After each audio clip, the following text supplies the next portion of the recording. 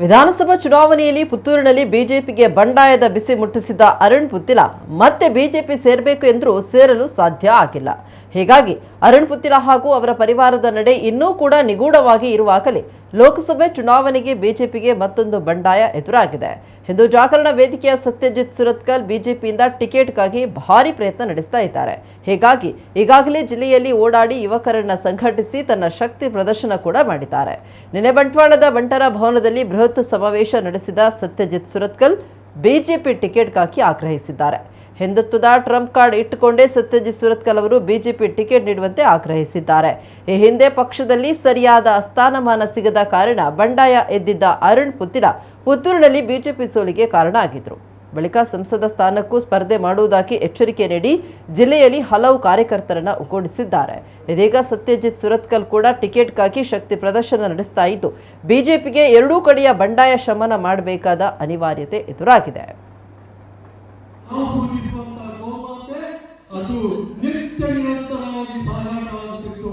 ಅಲ್ಲಿ ಏನಾದರೂ ಇದ್ರೆ ನಿಮ್ಮಂತ ಯುವಕರು ಇನ್ನಷ್ಟು ಕಾರ್ಯಕರ್ತರನ್ನ ಹೊರಗಡೆ ಬಂದಾಗ, ರಾಜಕೀಯ ಸ್ಪಂದನೆ ಇಲ್ಲದಿದ್ದಾಗ ಸಮಾಜ ನಿಮ್ಮ ಮಾತಿಗೆ ಬೆಲೆ ಕೊಟ್ಟು ನಾವು ಕುತ್ಕೊಂಡ್ವಿ.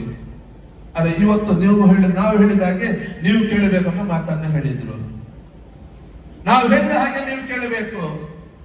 ನಾವು ಇವತ್ತು ಆಗ್ರಹ ಮಾಡ್ತಾ ಇದ್ದೇವೆ, ನಿಮ್ಗೆ ಸಂಸತ್ತಿಗೆ ಇದಕ್ಕೆ ಸ್ಪರ್ಧೆ ಮಾಡ್ಲಿಕ್ಕೆ ಬಿಜೆಪಿಯಲ್ಲಿ ಟಿಕೆಟ್ ಕೊಡಬೇಕನ್ನೋದು ಆಗ್ರಹವನ್ನು ನಾವು ಮಾಡ್ತೇವೆ.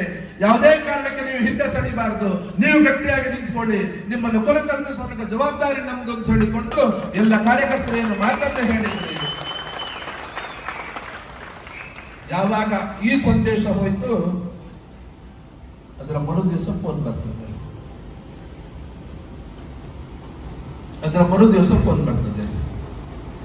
ಸತ್ಯನಿಗೆ ಪಕ್ಷದಲ್ಲಿ ಜವಾಬ್ದಾರಿ ಕೊಡುವ ಯೋಚನೆ ಆಗಿದೆ ಅಂತ ಹೇಳಿ ಏನು ಅಂತ ಕೇಳಿದೆ. ನಾನು ಜಿಲ್ಲೆಯ ಉಪಾಧ್ಯಕ್ಷ ಅಂತ ಹೇಳಿದೆ. ಇವತ್ತು ಜಿಲ್ಲೆಯ ಉಪಾಧ್ಯಕ್ಷರು ಯಾರೆಲ್ಲ ಇದ್ದಾರೆ ಅಂತ ಗೊತ್ತಿರಬೇಕಲ್ಲ ತಮ್ಗೆಲ್ರಿಗೂ.